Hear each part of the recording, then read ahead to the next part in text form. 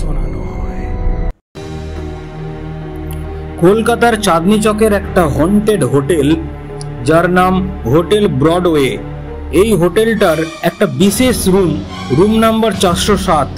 এই রুমটা আজও অবধি তালা বন্ধ অবস্থায় রয়েছে, কারণ এই হোটেলে এই বিশেষ একটা রুমে এমন কিছু একটা অস্বাভাবিক প্যারানর্মাল ঘটনা এই হোটেলে ঘটেছে, যেটা খুবই ভয়ানক।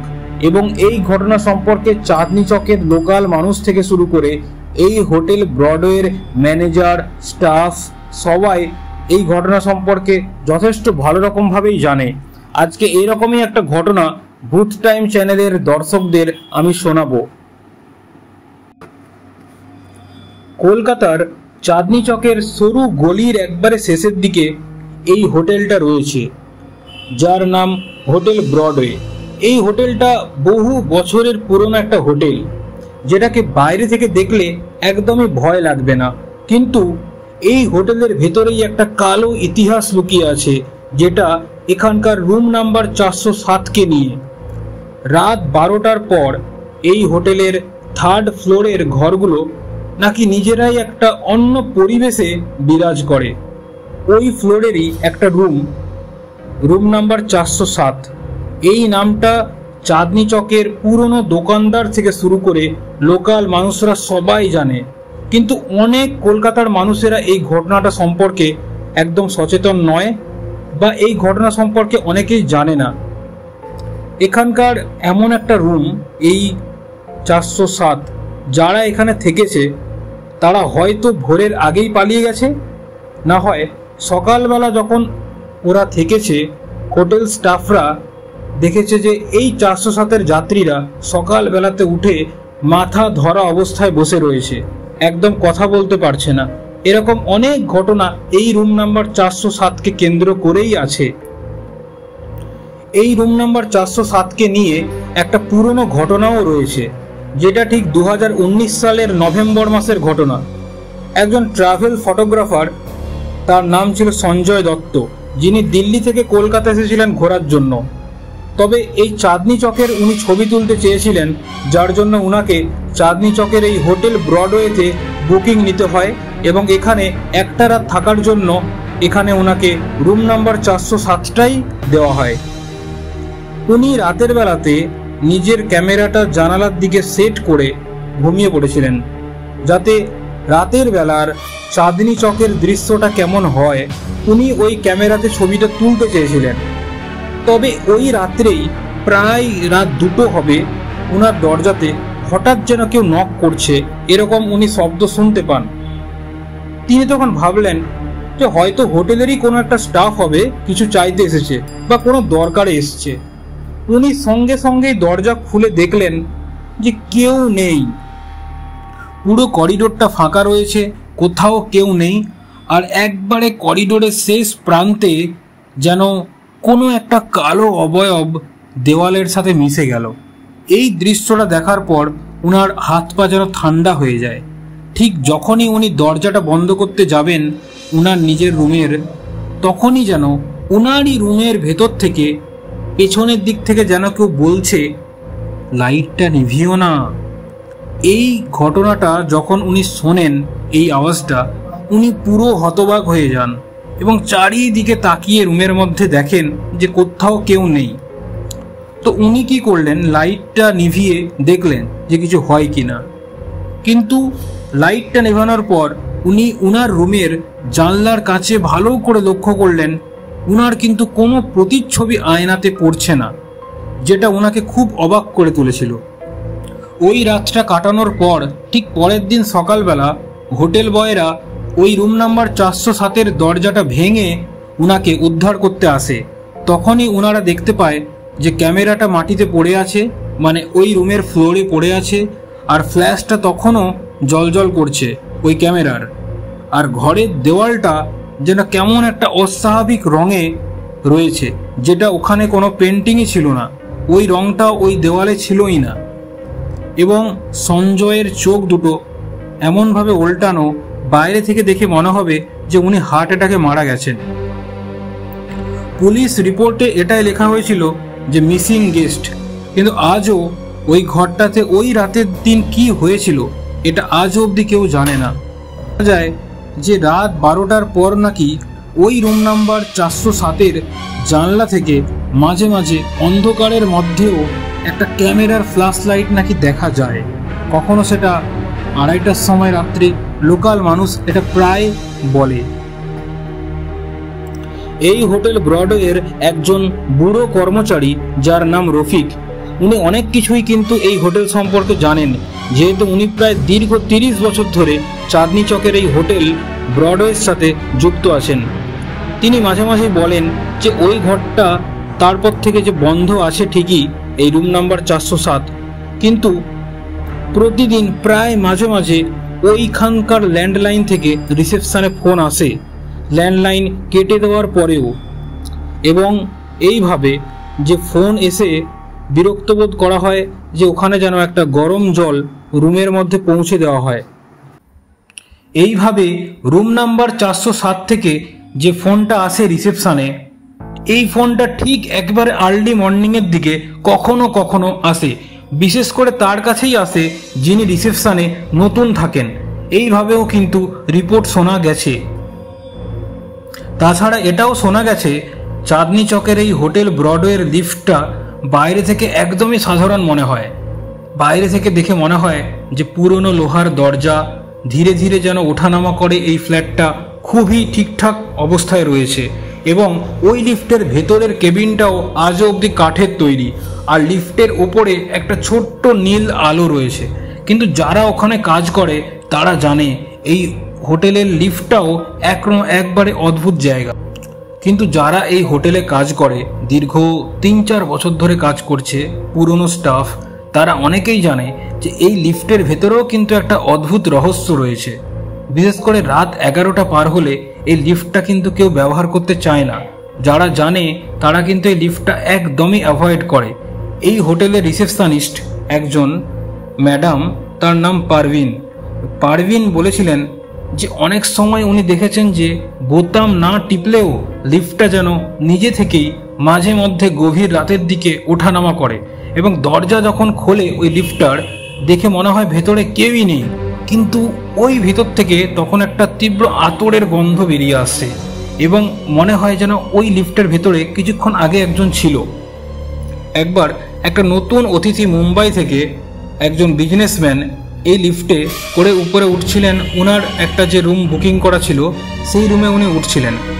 সিসিটিভি ফুটেজে দেখা যায় যে লিফটের দরজাটা বন্ধ হচ্ছে, কিন্তু তারপরে 3 সেকেন্ডের জন্য ওই লিফটের ভেতরে থাকা নীল আলোটা নিভে যাচ্ছে, এবং আলো যখন ফিরল লিফটের মধ্যে তখন দেখা গেল যে ওই বিজনেসম্যানটা মুম্বাই থেকে যিনি এসেছিলেন তাকে আর পাওয়া যায়নি। এরকমও কিন্তু একটা ঘটনা ওই চাঁদনি চকের হোটেল ব্রডওয়েতে ঘটেছে। ওখানকার লোকজন বলে যে এই হোটেলটা যখন নতুন ছিল তখন এই হোটেলে আজকে যে লিফটটা যে জায়গায় রয়েছে ওখানে নাকি একটা সরু সিঁড়ি ছিল, যেখানে একবার একটা ভয়ানক দুর্ঘটনা ঘটে। একটা অতিথি পড়ে গিয়ে নাকি মারা গিয়েছিলেন। তারপর ওই জায়গাতে যখন লিফটটা তৈরি হয়, আজও ওই লিফটের মধ্যে যে কাঁচের আয়না রয়েছে, মাঝে মধ্যেই মাঝ রাতের বেলায় একটা অস্বাভাবিক কালো একটা অবয়বকে মাঝে মধ্যেই খুবই হালকাভাবে দেখা যায়। আজকে অনেকেই বলে, লোকাল মানুষেরা যারা অনেক বছরের পুরনো ওখানকার অধিবাসী রয়েছে, বলে যে এই হোটেল ব্রডওয়েটা একটা সময় এই কবরখানার উপরে তৈরি হয়েছে, যেখানে অনেক বছর আগে একটা মুসলিমদের কবরখানা ছিল, এবং তার উপরেই ওখানকার প্রমোটাররা কিনে এই হোটেল ব্রডওয়েটা তৈরি করে। একবার কলকাতার চাঁদনি চকের এই হোটেল ব্রডওয়েতে রাত 3টের সময় একটা ভয়ানক ঘটনা ঘটেছিল। সেটা হলো এই হোটেল ব্রডওয়ের করিডোরটা একদিন পুরো অন্ধকার ছিল রাতের বেলায়। শুধু একটা জায়গাতে যেন একটা নীল আলো ঝিমঝিম করে জ্বলছিল। এই 3rd ফ্লোরটা বা 4 তলাটা দিনের বেলাতে চুপচাপ থাকলেও রাত 3টের পর যেন এই ফ্লোরের পরিবেশটাও পাল্টে যায়। যে লাইটই দেওয়া হয় না কেন এই ফ্লোরে, ওই লাইটটাই যেন টিমটিম করে জ্বলতে থাকে, বা ঠিক 3-4 দিন পরে ওটা কোনো না কোনোভাবে কেটে যায়। তো এই ফ্লোরের ঘরগুলো বন্ধ থাকে, কিন্তু দেওয়ালের ফাঁক দিয়েই যেন একটা হালকা হালকা শব্দ মাঝ রাতের বেলায় আসে পুরো ফ্লোরটা বন্ধ থাকার পরেও। এখানকার হোটেলের একজন পুরনো গার্ড রমেশবাবুর কাছ থেকে যখন বয়ান নেওয়া হচ্ছিল, তো ওই বয়ানে উনি বলেছিলেন যে উনি যখন প্রথম এই হোটেল ব্রডওয়েতে কাজে এসেছিলেন, উনি ভেবেছিলেন যে মাঝ রাত্রেবেলা উনি যখন গার্ড দিতেন হয়তো কোনো টিভি চলছে, কিন্তু টিভির আওয়াজ যে আসতো ওনার কাছে একটা তীব্র আর্তনাদের মতো আসতো, কিন্তু ওই রকমভাবে কোনো কিছু কেউ দেখতো না, যেটা আলোচনার পরে সবাই জানতে পারে। আজও কখনো কখনো ওখানকার হোটেলের কোনো না কোনো একটা রুমে ঠিক রাত 2টো বা 2:30টার সময় দরজাতে হালকা করে টোকা পড়ে। এইভাবে একটা ঘটনা ঘটেছিল ওই হোটেলেরই রুম নাম্বার 412-তে। ওই হোটেলের সিসিটিভিতেও অনেকবার অনেক কিছুই ঘটনা ধরা পড়েছে, যেটা ওখানকার ম্যানেজার থেকে শুরু করে প্রত্যেকটা কর্মচারী অবধি জানে, কিন্তু নতুন গেস্ট যারা আসে তারা সম্পূর্ণভাবে না জেনেই অনেক বিপদে পড়েছে বা এখনো পড়ে। রিসেন্ট 2024 সালের একটা ঘটনা বলি।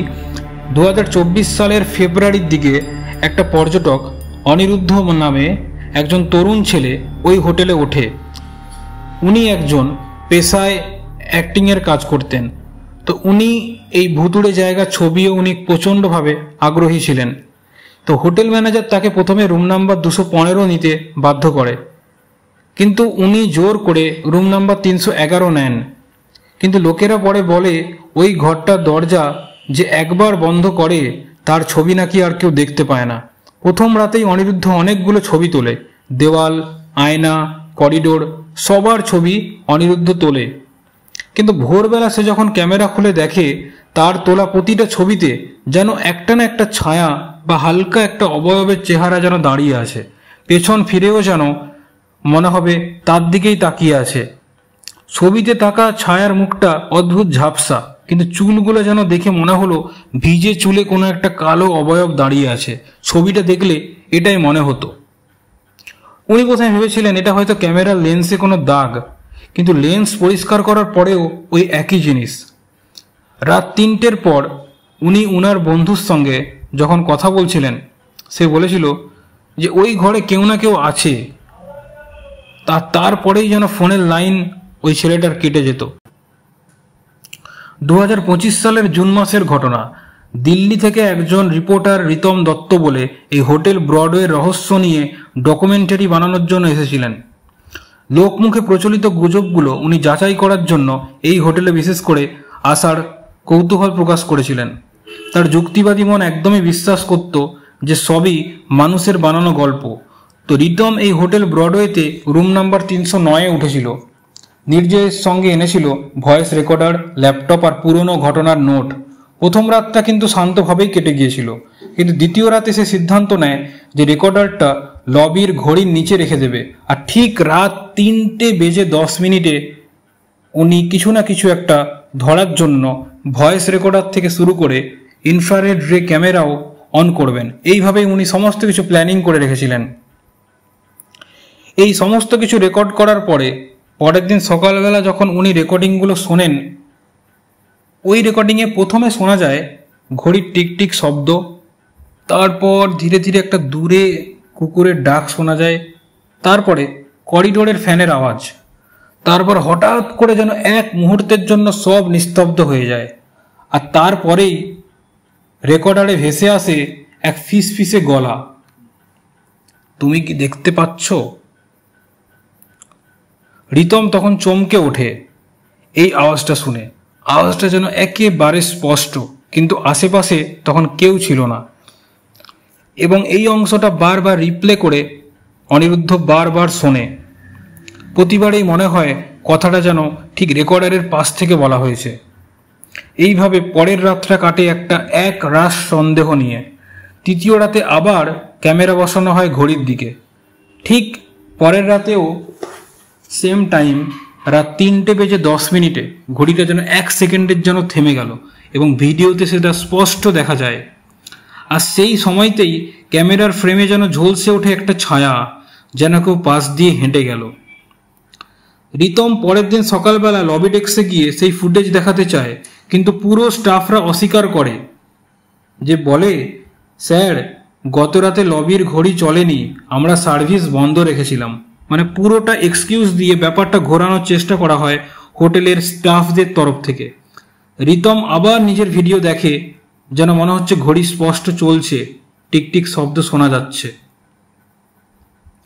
সে তাই জন্য পরের দিনই হোটেলটা কোনোভাবে ছেড়ে দেয় এবং এরপর রিতম রেজিস্টারে সই করে, রেজিস্টারের পাশে একটা পুরনো পাতা খোলা ছিল, সেখানে উনি দেখেন যে guest name Ritam Dutta, checked in 14 June 2023। আজও হোটেল ব্রডওয়ে লবিতে ওই রেজিস্টারটা রাখা রয়েছে এবং রিতমের নামটা যেন স্পষ্টভাবে দেখা যায়, কিন্তু হোটেলের রেকর্ড অনুযায়ী সে কখনো চেক আউট করেনি। এইভাবে চাঁদনি চকের হোটেল ব্রডওয়েকে নিয়ে অসম্ভব রকমের ভয়ানক ঘটনা রয়েছে এবং আমার মনে হলো এই ঘটনাটা আপনাদের সামনে তুলে ধরি। কেমন লাগলো আপনারা কমেন্ট সেকশানে অবশ্যই জানাবেন। আসলাম। মানে এই হোটেলের রুম নাম্বার 311তেও কিছু না কিছু একটা সমস্যা রয়েছে। আজও এই রুম নাম্বার 311 থেকেও মাঝ রাতের বেলায় টাইপরাইটারের টাইপিংয়ের শব্দ শোনা যায় বা ক্যামেরাতে ক্লিকের শব্দ আজও অবধি শোনা যায়। আমি এমন ধরনের একটা আতঙ্কজনক বা একটা অপ্রাকৃতিক ঘটনা এই চ্যানেলের মধ্যে যে বললাম, আপনাদের কেমন লাগলো সেটা অবশ্যই আপনারা জানাবেন। আর এই ধরনের সত্যিকারের হন্টেড ঘটনা আপনারা শুনতে চাইলে চ্যানেলটাকে সাবস্ক্রাইব করে, লাইক আর শেয়ার করে এগিয়ে নিয়ে যেতে সাহায্য করবেন।